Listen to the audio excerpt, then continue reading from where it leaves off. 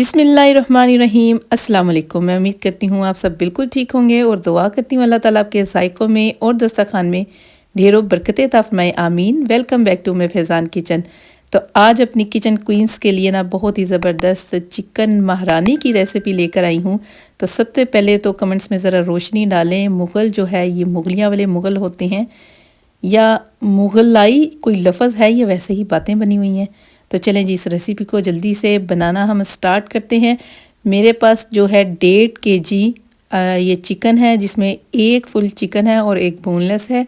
तो इसको जी मैंने मीडियम कट में काट लिया है और इसको पहले मैरिनेट करेंगे हम, जिसके लिए 2 टेबलस्पून मैंने जिंजर और गार्लिक पेस्ट के डाल दिए हैं और इसमें ½ टीस्पून नमक अब डाला है और ½ टीस्पून हम बाद में ऐड करेंगे अपने टेस्ट के अकॉर्डिंग। और साथ ही इसमें कुटी हुई मिर्चें जानी है, पाउडर नहीं डालना वरना महारानी साहिबा नाराज़ हो जाएंगी। और साथ ही 2 टेबलस्पून जो है मैंने इसमें लेमन जूस के ऐड कर दिए हैं। इसको हम बहुत ज़्यादा देर के लिए नहीं, जैसे ही हम इसके बाकी मसाले वगैरह तैयार करेंगे उतनी देर तक इसको मैरिनेट करेंगे। अच्छे से इसको मल कर मसल कर इसको लगा लेना ताकि नमक जो है ना अंदर तक इसके एब्जॉर्ब हो जाए। और इसको हम फिर ढककर साइड पे कर देते हैं। बहुत ही मज़ेदार, बहुत ही आसानी से बनने वाला ये चिकन है। अगर आप अपने गेस्ट को बनाकर खिलाएंगे तो आपकी वाह वाह हो जाएगी। और अब है इसके कुछ खड़े मसाले, जिसमें बड़ी इलायची है, ड्राई चिलीज़ हैं और अगर आपके पास ये वाली नहीं है तो आप ड्राई होल चिली भी ले सकते हैं। उसके अलावा धनिया है, सौंफ है, ज़ीरा है, सब ½ टेबलस्पून है।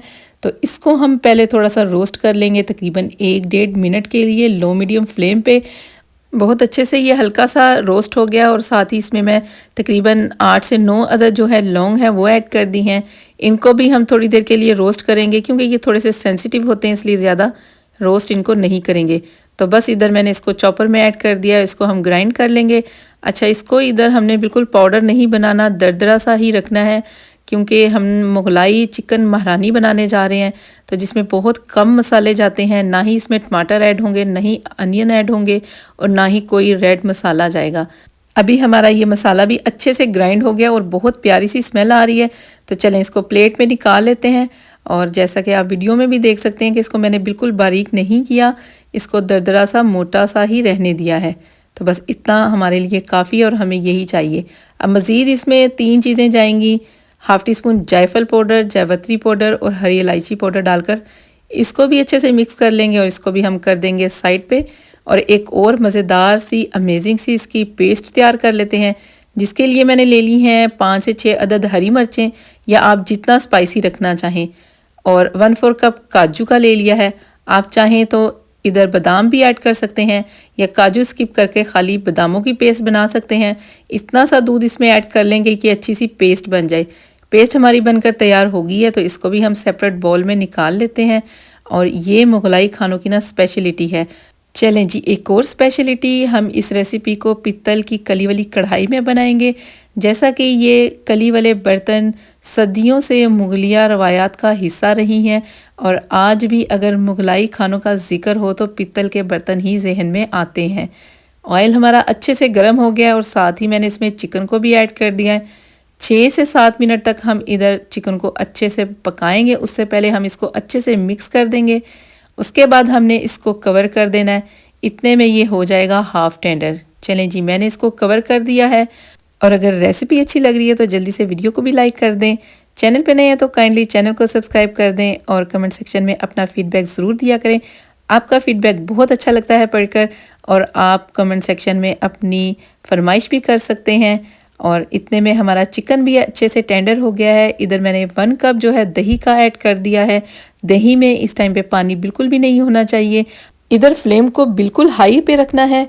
जैसे ही दही को हम मिक्स करेंगे इसका खासा पानी रिलीज़ होगा, जिसको हमने सारा के सारा ड्राई करना है।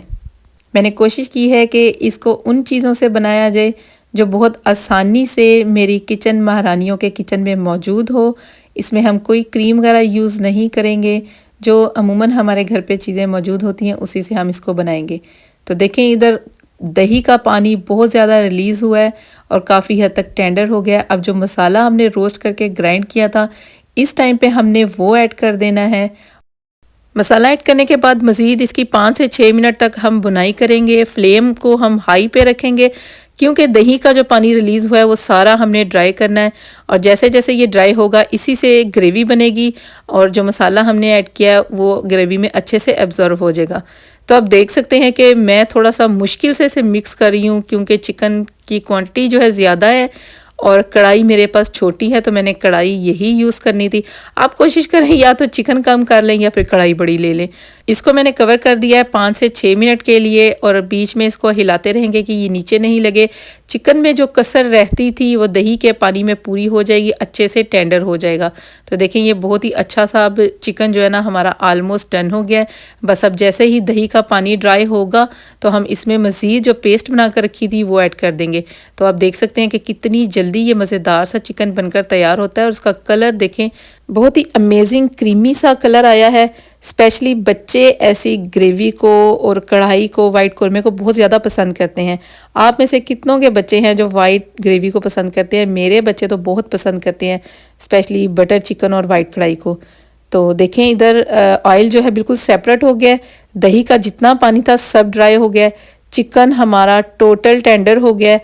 अब हमने इस टाइम पे जो पेस्ट बना कर रखी थी काजू की, थोड़े से दूध में वो ऐड कर देंगे और बकाया जो दूध है 1/4 कप वो भी इसमें ऐड कर देंगे। उससे पहले हम इसको अच्छे से मिक्स कर लेंगे और अब इसका कुकिंग टाइम जो है ना सिर्फ 3 से 4 मिनट तक का है। बस हमने इसको मिक्स करना है और इसको बहुत ज़्यादा कुक नहीं करना।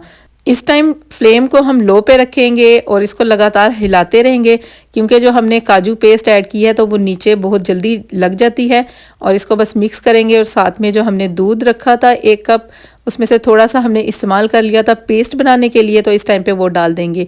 अगर आप इसको चाहते हैं इस टाइम पे बहुत ज़्यादा रिच बनाना तो आप इसमें क्रीम भी ऐड कर सकते हैं, लेकिन मैंने स्किप कर दिया कि क्योंकि क्रीम हर वक्त हर किसी के किचन में मौजूद नहीं होती।